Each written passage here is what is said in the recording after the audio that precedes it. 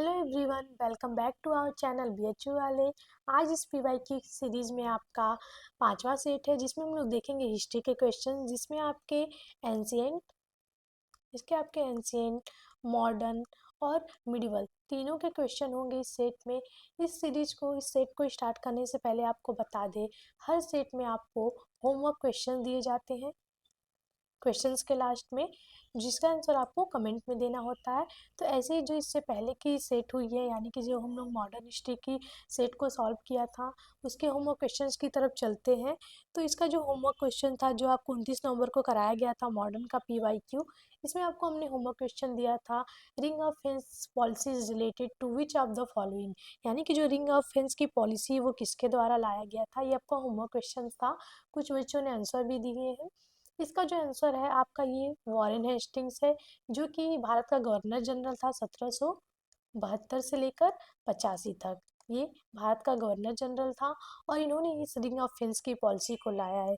ये जो ring of fence policy थी, ये थी सीमाओं की सुरक्षा के लिए, सीमाओं की सुरक्षा के लिए।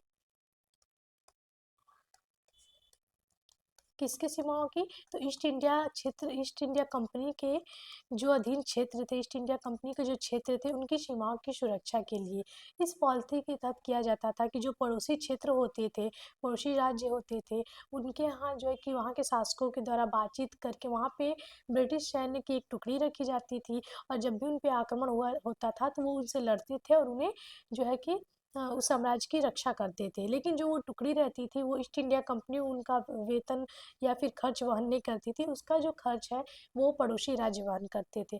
तो ये जो पॉलिसी थी, हमेशा पूछा जाता है कि रिंग ऑफ फेंस की पॉलिसी किसने लाया था और क्या थी, तो ये वॉरेन हेस्टिंग्स ने लाया था।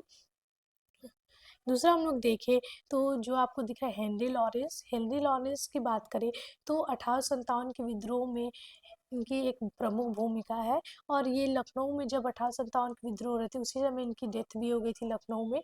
इससे पहले हम लोग देखें, जो 1857 के समय ये अवध था, ठीक है, अवध में जो चिन्हट का युद्ध हुआ था, चिन्हट का युद्ध, तो यहाँ पे मुख्य आयुक्त जो है कि हेनरी लॉरेंस ही थे।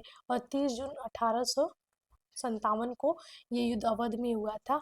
और इसके बाद हम लोग देखेंगे, जब अवध के बाद, जब चिन्हट के युद्ध के बाद हम लोग देखेंगे, जो लखनऊ में घेराबंदी हुई थी, इसी घेराबंदी में, लखनऊ की घेराबंदी में इन हेनरी लॉरेंस की मृत्यु हो गई थी।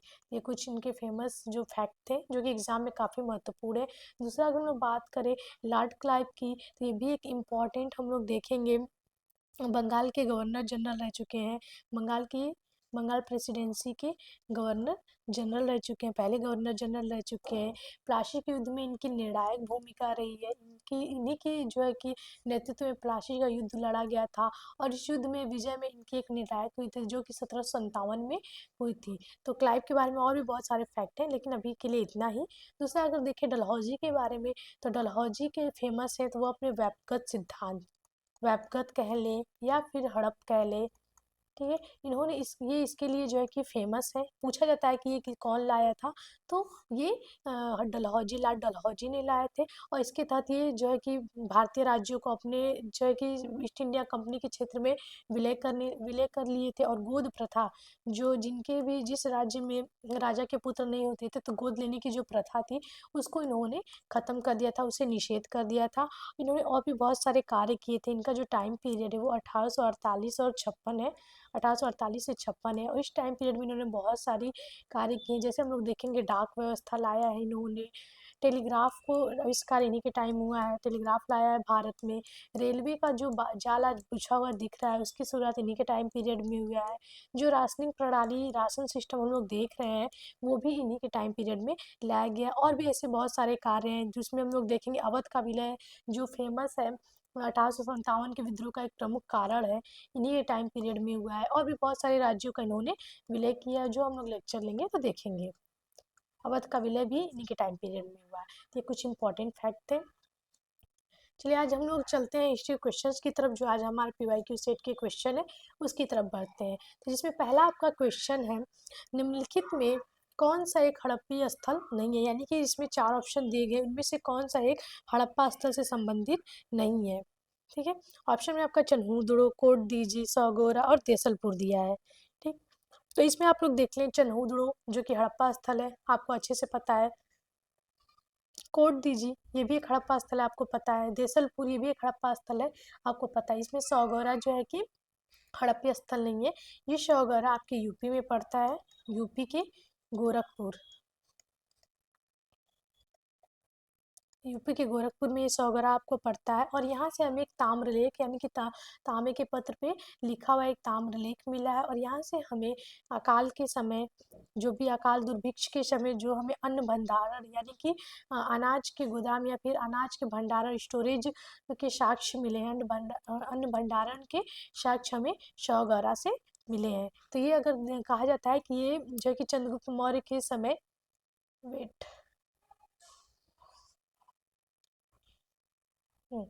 चंद्रगुप्त मौर्य, गुप्त मौर्य वंशीय शासक चंद्रगुप्त मौर्य, ठीक है। चंद्रगुप्त मौर्य के समय जो अकाल पड़ा हुआ था, तो उसके साक्ष्य, उसकी जानकारी हमें इससे मिलती। देखते हैं कि चंद्रगुप्त मौर्य इसके बाद ये जब अकाल पड़ता है, इनके साम्राज्य में उससे उभर नहीं पाते हैं, तो ये दक्षिण चले जाते हैं अपना राजपाट छोड़ के। तो यहाँ पे उसके हमें साक्ष्य सौगौरा से मिलते हैं। यहाँ पे जो हमें ताम्रलेख मिला है, उसकी जो भाषा है, भाषा प्राकृत है, इस ताम्रलेख की भाषा प्राकृत है। और जो लिपि मिली है, वो लिपि आपकी ब्राह्मी है, ठीक है, वो लिपि आपकी ब्राह्मी है। अकाल के समय के आपको मैंने बताया कि इसमें साक्ष्य मिले हैं। दूसरा, अगर चन्हूदड़ो की बात करें जो कि हड़प्पा स्थल है, ये पाकिस्तान के सिंध प्रांत में है, पाकिस्तान में अभी ये है, पाकिस्तान के सिंध में है, सिंध क्षेत्र में है, सिंधु नदी के किनारे है, सिंध प्रांत में, सिंधु नदी के किनारे, ठीक है। इसको इरेज कर देते हैं, 1 मिनट।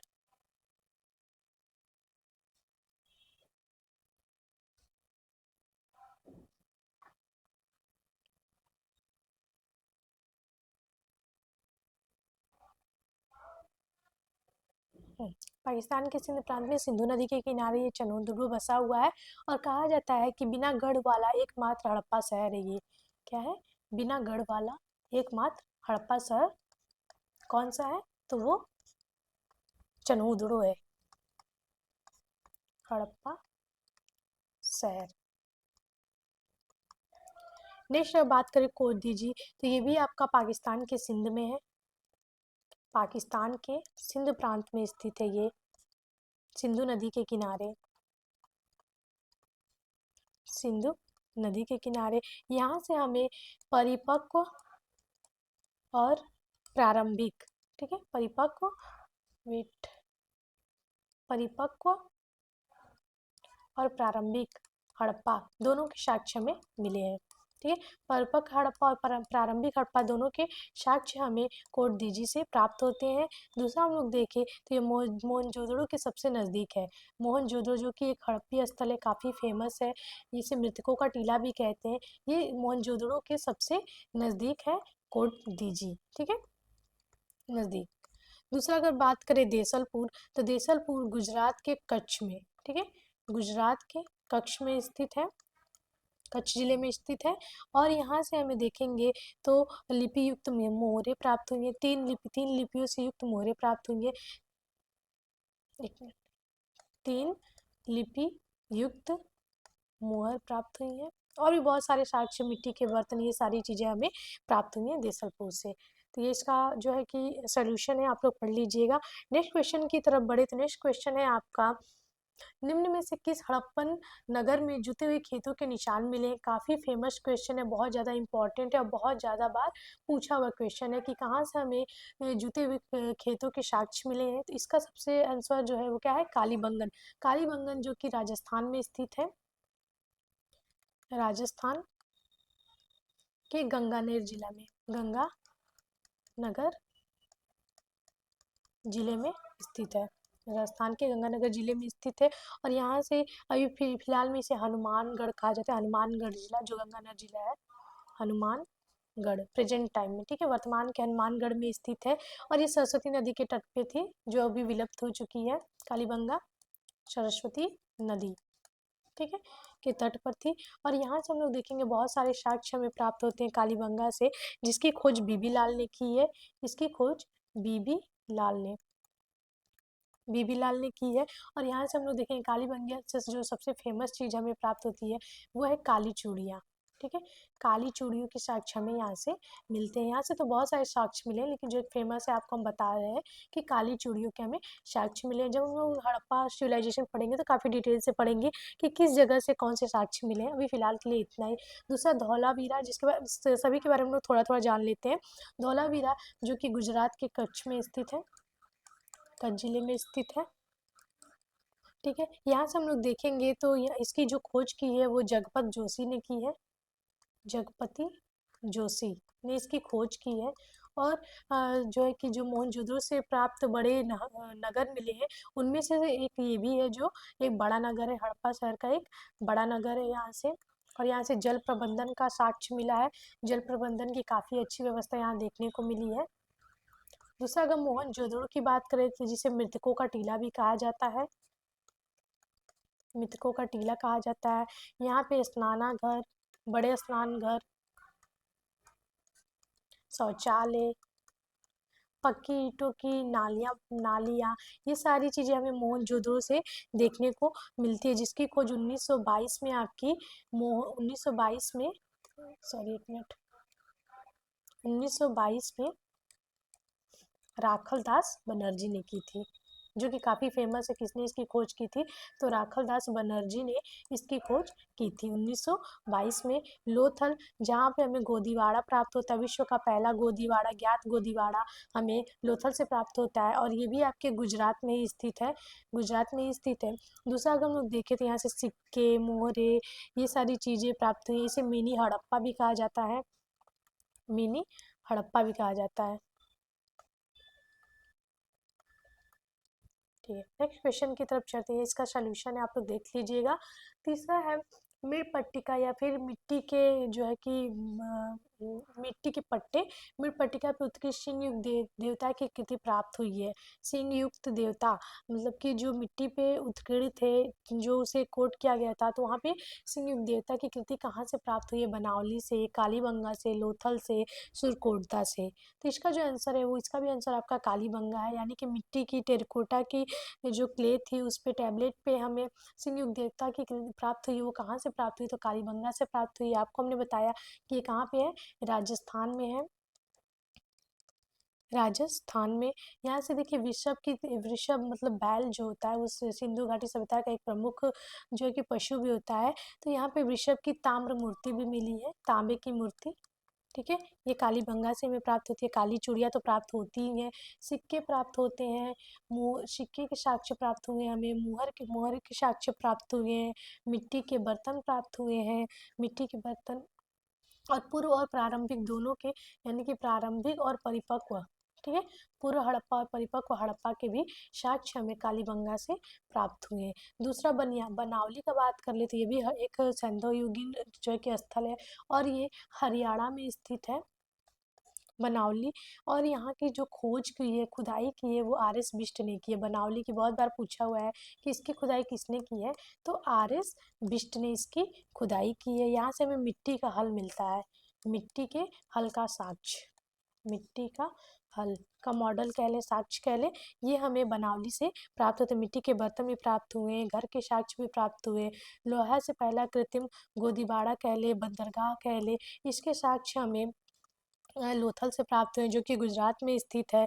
और दूसरा हम लोग देखें सुरकोटदा, ये भी आपके गुजरात में स्थित है। गुजरात में बहुत ज़्यादा ही जो है कि हड़प्पा साइट्स मिली हैं, तो इसमें सुरकोटदा है। यहाँ से घोड़े के साक्ष्य मिले हैं, घोड़े के दफनाने के साक्ष्य यहाँ से हमें मिलते हैं।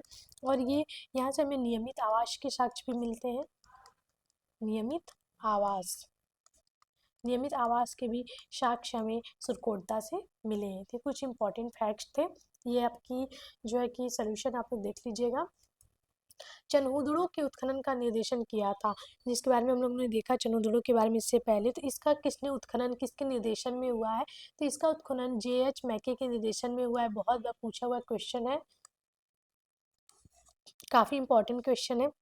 यहाँ पे हम लोग देखेंगे जो चनहूदड़ो है, आपको हमने बताया कि ये पाकिस्तान में स्थित है, और यहाँ से हमें मनकों का कारखाना मिला है।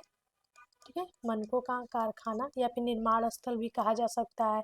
इसे हड़प्पा का या फिर कह ले औद्योगिक शहर भी कहा जाता है। दूसरा हम लोग देखें तो इसकी जो खोज J.H. मैके ने की थी, ये 1900 निर्देशन में हुआ, तो वो 1935-36 में हुआ था।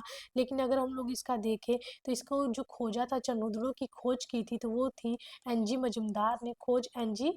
मजूमदार ने की थी इसकी, मजूमदार 1931 में। इसकी खोज एन.जी. मजूमदार ने की थी 1931 में। यहाँ पे हमें मानव बलि के साक्ष्य मिलते हैं। मानव बलि के साक्ष्य भी यहाँ हमें चनोदोड़ों से प्राप्त होते हैं। और भी बहुत सारे साक्ष्य, जैसे धातु कर्म कह लें, मनके कह लें, मोहर कह लें, उपकरण कह लें, इन सब के साक्ष्य हमें चनोदोड़ों से प्राप्त होते हैं। दूसरा हम लोग पांचवें क्वेश्चन की तरफ देखें तो सिंधु सभ्यता संबंधित है, यानी कि सिंधु सभ्यता किस इरा से रिलेटेड है, यानी कि प्रोटो हिस्ट्री से है, प्री हिस्ट्री से है, हिस्ट्री से है, पोस्ट हिस्ट्री से है, तो किससे रिलेटेड है। तो इससे पहले हमने आपको एक शॉर्ट्स वीडियो में भी आपको ये सारी चीज़ों को डिस्क्राइब किया है। और दूसरा, अगर जब हमने आपको पहला स्टोन एज का जब आपका लेक्चर लिया है, अगर आपने वो लेक्चर नहीं देखा स्टोन एज, तो उसमें सबसे पहले मैंने इस चीज़ को डिस्क्राइब किया है कि stone age, Indus valley civilisation कह ले, या फिर वैदिक एज, या फिर हिस्टोरिकल पीरियड में क्या क्या चीज़ें आती हैं और ये किस इरा से रिलेटेड है, इन सब चीज़ों को मैंने आपको डिस्क्राइब किया है। तो आप उस वीडियो को देख सकते हैं, स्टोन एज के लेक्चर को। आज भी हम बता दे रहे हैं। तो एंशियंट हिस्ट्री को जो है कि सोर्स के अकॉर्डिंग, ठीक है, यहाँ पे सोर्स है, सोर्स के अकॉर्डिंग 3 पार्ट में डिवाइड किया गया है: प्री हिस्ट्री, प्रोटो हिस्ट्री और हिस्ट्री।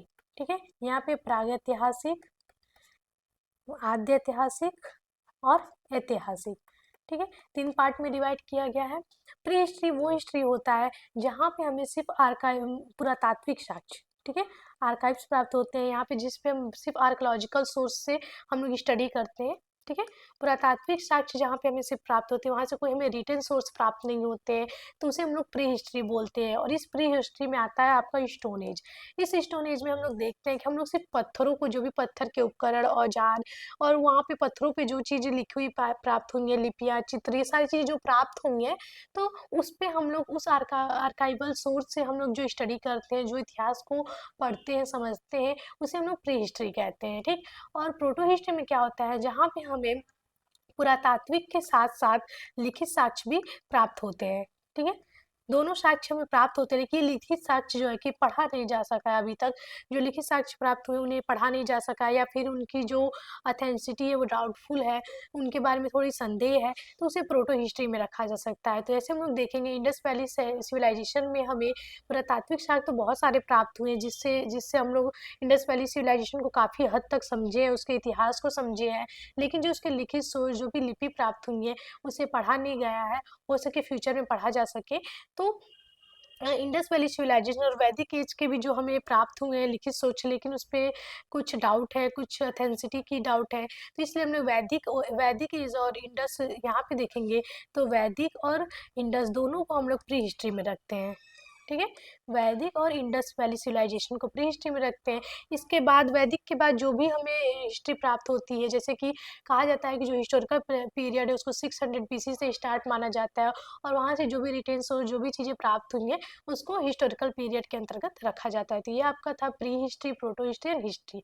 ठीक है, तो यहाँ पे सिंधु घाटी सभ्यता किससे रिलेटेड है, तो वो आपकी हिस्ट्री से संबंधित है, आद्य ऐतिहासिक युग से। ठीक है, यहाँ पे आपका है सोल्यूशन। नेक्स्ट हम लोग देखेंगे छठा क्वेश्चन। इसमें आपका है सिंधु घाटी संस्कृति वैदिक सभ्यता से भिन्न थी क्योंकि। सिंधु घाटी सभ्यता कैसे वैदिक सभ्यता से भिन्न थी, तो पहले तो बता दें कि जो सिंधु घाटी सभ्यता थी, इसमें दिया इसके पास विकसित शहरी जीवन की सुविधाएं थी। तो बिल्कुल सही है कि जो सिंधु घाटी सभ्यता थी आज के आधुनिक शहर से भी ज़्यादा विकसित थी। और वैदिक सभ्यता देखें तो वो एक ग्रामीण सभ्यता थी, तो वहाँ का जो नगर नियोजन था, वहाँ की जो चीज़ें थी, सुख सुविधाएं, ये सारी चीज़ वैदिक सभ्यता से बिल्कुल भिन्न थी। दूसरा देखिए, इसके पास चित्रलेखीय लिपि थी, तो ये भी बिल्कुल सही है। उनकी जो लिपि थी वो चित्रों में जो है कि पिक्टोग्राफिक थी। ठीक है, तो ये सिंधु घाटी सभ्यता की है। दूसरा हम लोग देखें, इसके पास लोहे और रक्षा शस्त्रों के ज्ञान का अभाव था। तो यहाँ हम लोग देखेंगे जो सिंधु घाटी सभ्यता से जो भी हमें सोर्स प्राप्त हुए हैं, तो लोहे का जो आविष्कार है वो हम लोग देखेंगे 600 BC में हुआ है। ठीक है, सिंधु घाटी सभ्यता को लोहे का ज्ञान नहीं था, इसका हम लोग देखेंगे महाजनपद काल में इसका आविष्कार हुआ है, तो बिल्कुल से लोहे का आविष्कार नहीं था। और सिंधु घाटी सभ्यता से किसी भी तरह के कवच या फिर तलवार ये सब चीज़ों के साक्ष्य प्राप्त नहीं हुए। तो यहाँ पे हम लोग देखेंगे सिंधु घाटी सभ्यता इस तरह से वैदिक सभ्यता से भिन्न थी। तो यहाँ पे जो आंसर है आपका उपयुक्त सभी आंसर सही है। दूसरा 7वें क्वेश्चन की तरफ बढ़ते हैं। निम्नलिखित में से कौन सा एक सूफी संत सोहरावर्दी सिलसिले से संबंधित है? ये आपका क्वेश्चन है। Which one of the following Sufi saints belong to the Suhrawardi order? First Mir Sayyid Ali Hamadani, Sheikh Bahauddin Zakariya, Sheikh Nizamuddin Auliya, Sheikh Nasiruddin Chirag Dehlavi. ये काफ़ी इंपॉर्टेंट क्वेश्चन, ये क्वेश्चन काफ़ी बार पूछे जाते हैं। कौन से संत किस सिलसिले से संबंधित है, किसने स्थापित किया है? तो इसका जो आंसर है वो आपका शेख बहाउद्दीन जकारिया है, और इन्होंने भारत में सोहरावर्दी सिलसिले का संस्थापक कहा जाता है। भारत में इन्होंने इसकी स्थापना की है, और इन्हें देखेंगे दिल्ली सल्तनत में काफ़ी मान सम्मान प्राप्त होते हैं। ये काफ़ी राजनीतिक संबंध बनाए रखते थे शासकों से। तो इन्होंने जो कि सूफी जीवन में जो कि राजनीतिक संबंध वो लोग नहीं रखते थे, बहुत सारे संतों ने नहीं रखा, लेकिन ये राजनीतिक संबंध रखते थे शासकों से। और इन्हें इन्हें इल्तुतमिश जो कि दिल्ली वंश के गुलाम वंश का शासक है, इल्तुतमिश काफ़ी मान सम्मान देता था, और इन्हें शेखुल इस्लाम की उपाधि दिया है। शेखुल इस्लाम की उपाधि इल्तुतमिश ने इन्हें दिया है। दूसरा अगर बात करें शेख निजामुद्दीन औलिया, जिन्होंने कहा जाता है कि ये दिल्ली सल्तनत के 7 शासकों का कार्यकाल देखा है, लेकिन किसी के दरबार में आज तक नहीं गए हैं। और इन्होंने देखेंगे औलिया जिन्हें हम महबूब ए इलाही महबूब ए इलाही या फिर सिद्धराज भी कहा जाता है, सिद्ध योगी कहा जाता है, इनको सिद्ध योगी भी कहा जाता है।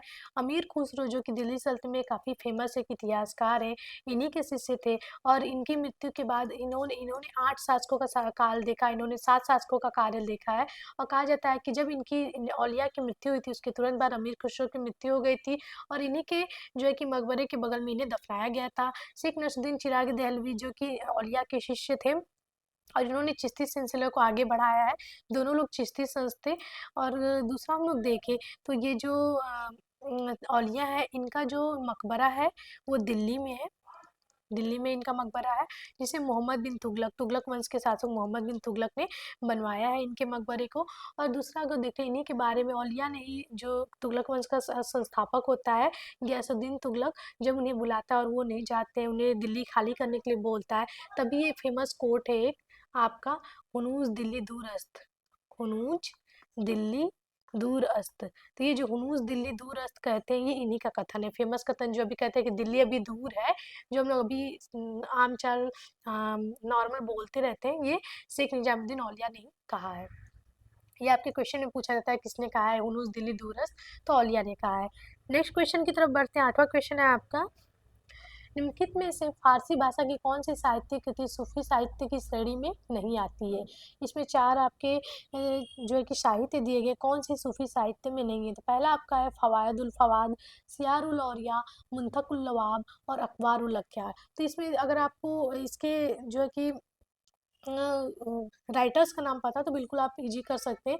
जो ये मुंतकुल लवाब है वो साहित्यिक कृति नहीं है, क्योंकि इसकी रचना खफी खान ने की है, और ये रचना खफी खान ने औरंगजेब के टाइम में, मुगल शासक औरंगजेब के दरबार में की है, औरंगजेब के टाइम में की है, लेकिन ये रचना इन्होंने गुप्त रूप से की है।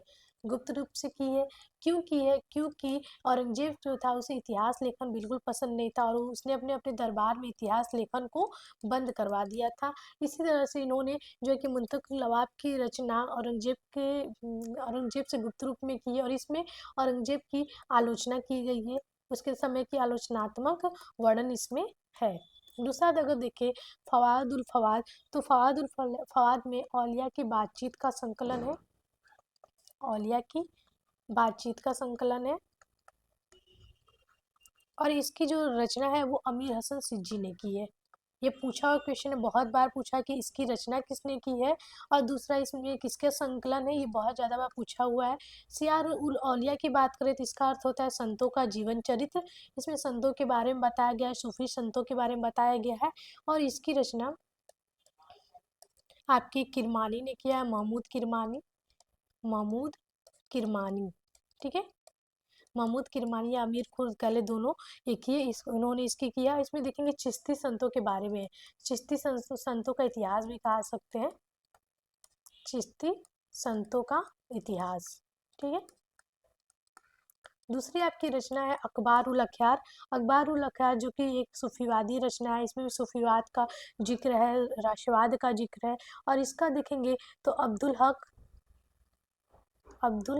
हक दहलवी, ठीक है, अब्दुल हक दहलवी ने इसकी रचना की है।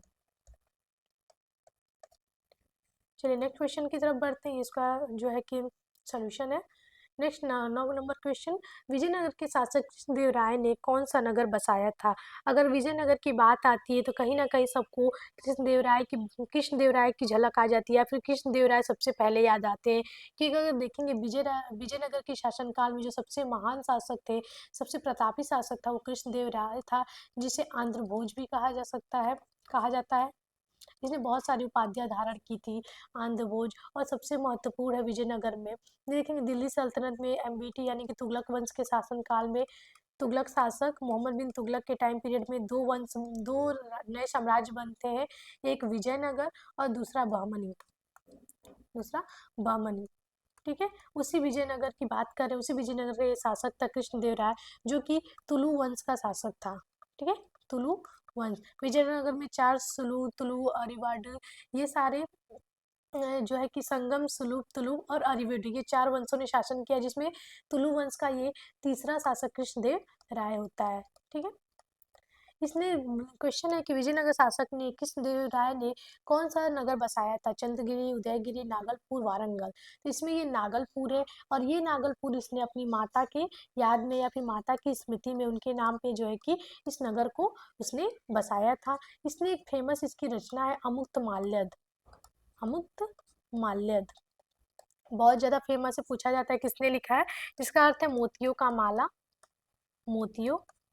माला। ये कृष्णदेव राय की रचना है, और ये राजनीति से संबंधित है, इसकी रचना कृष्णदेव राय ने की है। इसका टाइम पीरियड 1509 से 29 है। और इसका देखेंगे पुर्तगालियों से भी संबंध होता है। अल्बुकर्क जो कि फेमस एक पुर्तगाली बादशाह रहता है, उससे संबंध भी हम लोग देखेंगे कृष्णदेव राय के होते हैं। तो ये थे कृष्णदेव राय से संबंधित कुछ फेमस फैक्ट्स हैं। 10 नंबर क्वेश्चन की तरफ बढ़ेंगे हम लोग। निम्नलिखित में से कौन महानुभाव संप्रदाय का संस्थापक था? तो महानुभाव संप्रदाय का संस्थापक कौन था, ये क्वेश्चन पूछा गया है। तो इसका आंसर जो है आपका चक्रधर जो थे महानुभाव संप्रदाय के संस्थापक थे। और ये जो संप्रदाय था ज़्यादातर महाराष्ट्र में देखने को मिलता है। इसके जो अनुयायी हैं वो सबसे ज़्यादा हमें महाराष्ट्र में देखने को मिलते हैं। और यहाँ पे जो चक्रधर कह ले या फिर जय कृष्ण पंथ, ठीक है, महानुभाव संप्रदाय को एक और नाम से जाना जाता है, जय कृष्ण पंथ, ठीक है, जिसकी स्थापना हम लोग देखेंगे 1267 में, यानी कि मध्यकालीन भारत में हुई थी। और इसका जो संप्रदाय का लक्ष्य है वो सभी लोगों को स्वीकार करना है, जाति भेदभाव को खत्म करना है, ठीक है, स्वीकार करना है, जाति को खत्म करना है। इस संप्रदाय का जो है कि वो क्या कह सकते हैं मोटो है। और इसकी जो लीला चरित्र, ठीक है, लीला चरित्र एक ग्रंथ है जो कि इसी संप्रदाय से संबंधित है, जो कि चक्रधर के शिष्यों द्वारा लिखा गया, इनके संस्मरण के रूप में लिखा गया। एकनाथ ये मराठी संत थे, जो कि काफ़ी फेमस मराठी संत दार्शनिक दोनों थे। तुकाराम ये भी एक मराठी संत थे, और ज्ञानेश्वर ये भी एक मराठी संत थे। ये लोग सारे लोग महाराष्ट्र से संबंधित है, और इन्होंने भी जाति भेदभाव को खत्म करने में महत्वपूर्ण भूमिका निभाई है। नेक्स्ट क्वेश्चन की तरफ चलेंगे। भारत की प्रथम राष्ट्रीय समाचार एजेंसी कौन सी थी? ये आपका मॉडर्न का क्वेश्चन है। ये बहुत बार पूछा हुआ क्वेश्चन, ये यूजीसी नेट जेआरएफ में भी आपके पूछा हुआ क्वेश्चन है कि भारत की प्रथम राष्ट्रीय समाचार एजेंसी कौन थी? तो वो आपका है फ्री प्रेस ऑफ इंडिया, जिसकी जो की स्थापना हम लोग देखेंगे 1925 में स्वामीनाथन सदानंद ने की थी। और ये पहला जो एजेंसी थी, इसका पूरा कंट्रोल भारतीयों के हाथ में थी। दूसरा ये देखेंगे एसोसिएटेड प्रेस ऑफ इंडिया, जिसकी हम लोग स्थापना देखते हैं 1905 में हुई थी, और इसको देखेंगे पूरी तरह से ये स्वतंत्र 1946 में ये हुआ था। नेक्स्ट क्वेश्चन की तरफ बढ़ते हैं।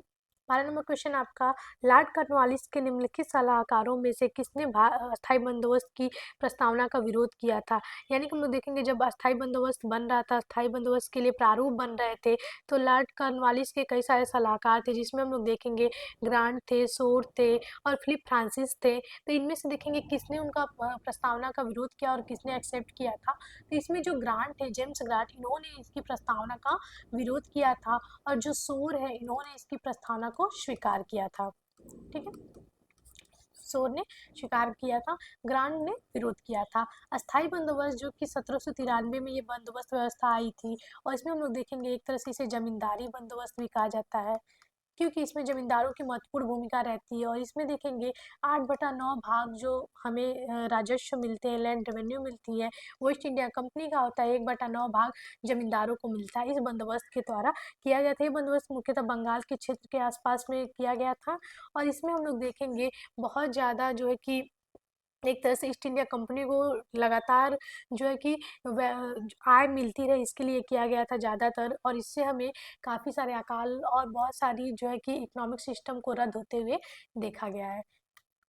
नेक्स्ट हम लोग क्वेश्चन देखेंगे, एक निम्नलिखित बंदोबस्त में से किसमें जमींदार भू राजस्व संग्रह करने में मध्यस्थ व्यक्ति के रूप में किया था। आपको हम बता दें कि ये जो अस्थाई बंदोबस्त व्यवस्था थी, इसे जमींदारी व्यवस्था कहते हैं, इस्तेमारी बंदोबस्त कहते हैं, और इसे सूर्यास्त, इसी के तहत हम लोग देखें एक सूर्यास्त नियम भी आता है।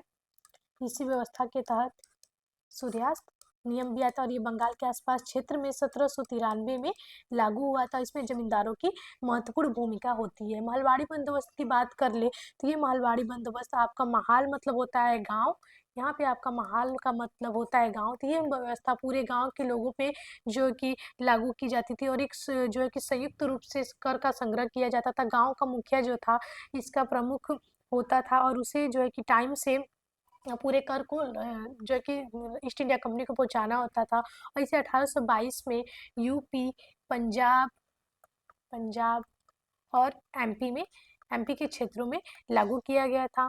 अगर इसे जो है कि नेक्स्ट हम लोग देखेंगे, इसे जो है रेगुलेशन 7 या फिर नियम 7 के तहत लागू किया गया था। तीसरी बंदोबस्त व्यवस्था, जो भारत में 3 राजस्व व्यवस्थाएं लागू की गई थी, उसमें रैयतवाड़ी है। रैयत का अर्थ आपका होता है किसान, और ये हम लोग देखेंगे सीधे किसानों से लिया जाता था। इसे सबसे पहले थॉमस मुनरो ने मद्रास में लागू किया था।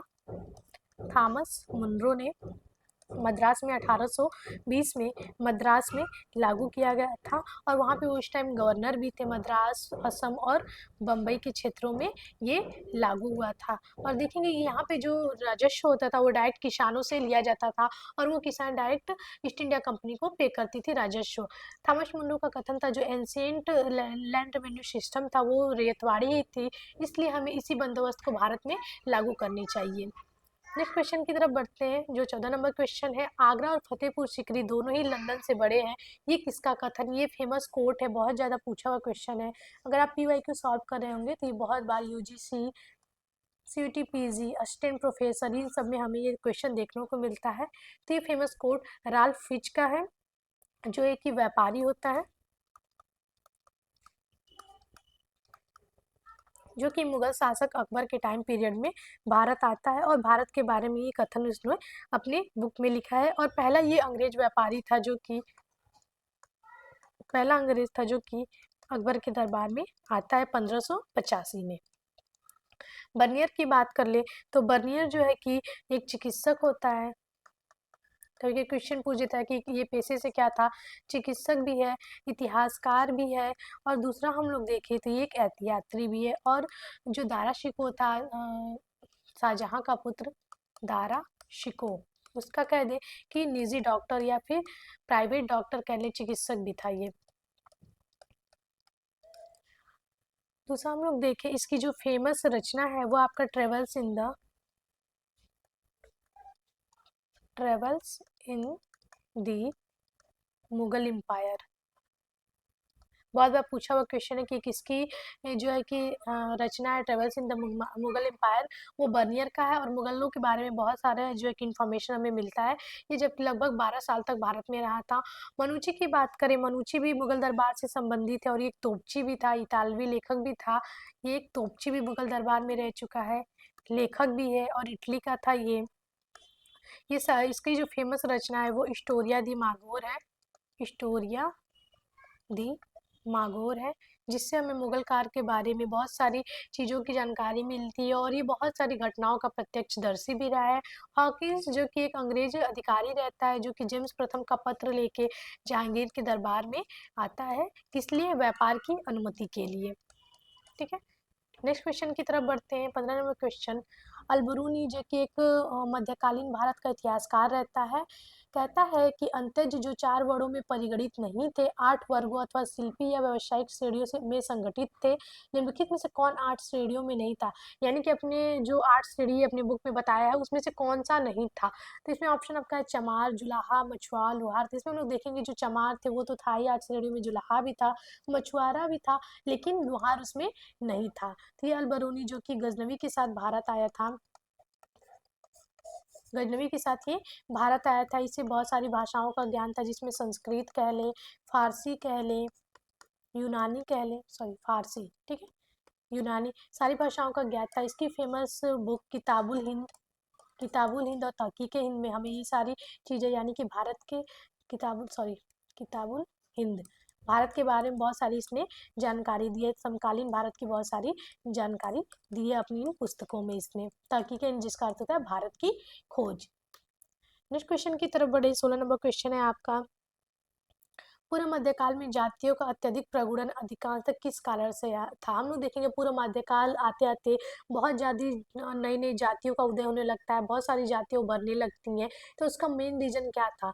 वर्धमान वर्णसंकर, ग्रोइंग हाइब्रिड, जनजातियों को जाति के रूप में बढ़ता अधिक मात्रा में अंतर्लयन, व्यावसायिक वर्गों का जातियों में परिवर्तन, धार्मिक संप्रदायों का जातियों में रूपांतर। इसका जो सही आंसर है वो है व्यावसायिक वर्गों का जातियों में परिवर्तन। हम लोग देखेंगे कि पूर्व मध्यकाल आते आते व्यवसाय के अनुरूप लोग जाति बनाने लगते हैं और इस तरह से हम लोग देखें बहुत सारी जातियां बन जाती है पूर्व मध्यकाल में।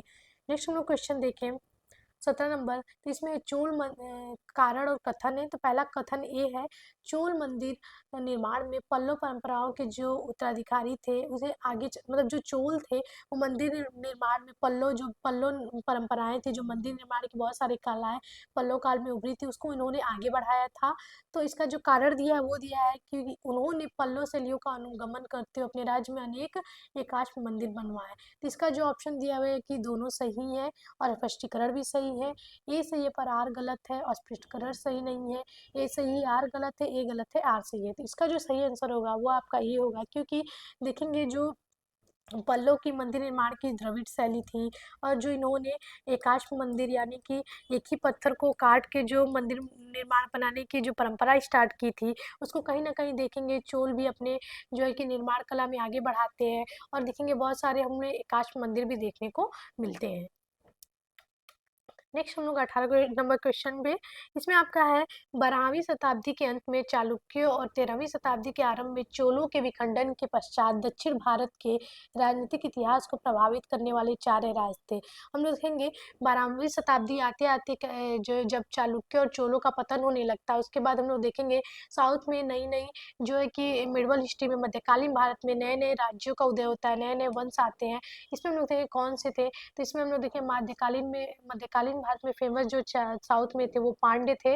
ठीक है, मदुरा के पांड्य थे, मदुरा, होयसल, द्वार समुद्र के होयसल थे। जो हम लोग देखेंगे जब दिल्ली सल्तनत पढ़ेंगे जिनका जिक्र भी आता है, काकतीय थे, वारंगल के काकतीय थे, और देवगिरी वारंगल और देवगिरी के यादव थे। ठीक है, इनका हम लोग मध्यकालीन भारत में जब खिलजी वंश पढ़ेंगे तो अलाउद्दीन खिलजी के जो साउथ के अभियान होते हैं इनमें इन सारों को देखेंगे कैसे अपने अधीन करता है वो, इन सारी चीजों को हम लोग देखेंगे।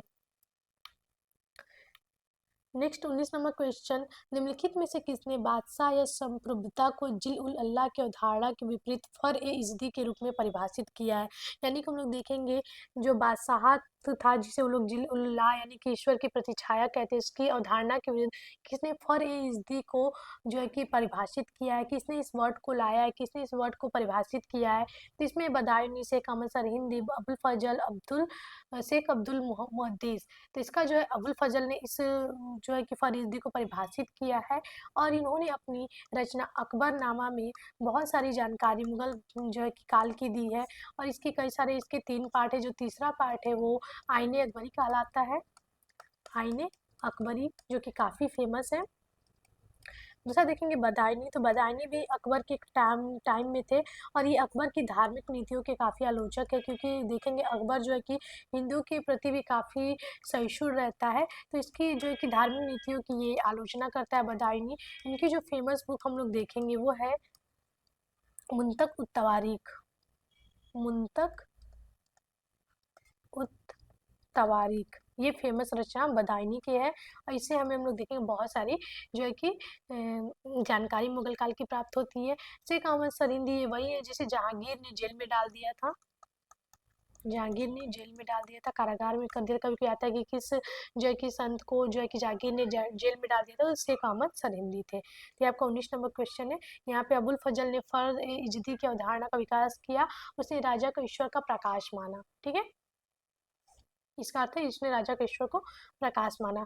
20वां क्वेश्चन है आपके लिए, निम्नलिखित मुगल अधिकारियों में किसका संबंध धार्मिक मामलों से नहीं था? तो इसमें 4 ऑप्शन है, सद्र, मुफ्ती, मुअज्जिम, मुस्तौफी। इसमें कौन सा ऐसा जो मुगल अधिकारी था जो कि धार्मिक चीज़ों से संबंधित नहीं था? तो ये काफ़ी जो है कि आसान क्वेश्चन है और ये आपका होमवर्क क्वेश्चन है। ठीक है, होमवर्क क्वेश्चन है जिसका हम लोग आंसर जिसको हम आपको डिस्क्राइब करेंगे नेक्स्ट पीवाईक्यू सेट में, और इसका आंसर आपको कमेंट में देना होगा। ठीक है, तो ये आज हमारे क्वेश्चन थे, पीवाईक्यू सीरीज के क्वेश्चन थे, जिसमें हमने बहुत सारे क्वेश्चंस को देखा, जिसमें एंशिएंट से लेके मॉडर्न मिडिवल सारी चीज़ों को हमने देखा, और हम लोग मॉडर्न पीवाईक्यू के जो है कि होमवर्क क्वेश्चंस को भी देखा। तो अगले पीवाईक्यू सेट में हम लोग मिलेंगे आपको होमवर्क क्वेश्चन के साथ। आशा करते हैं आप सभी इसका आंसर कमेंट में ज़रूर देंगे। ऐसे और भी पीवाईक्यू सेट के लिए हमारे साथ बने रहिए। आपका स्वागत है, सहयोग आपका होगा, संकल्प सहयोग हमारा होगा, संकल्प आपका। हमारे साथ बने रहिए। Thank you so much.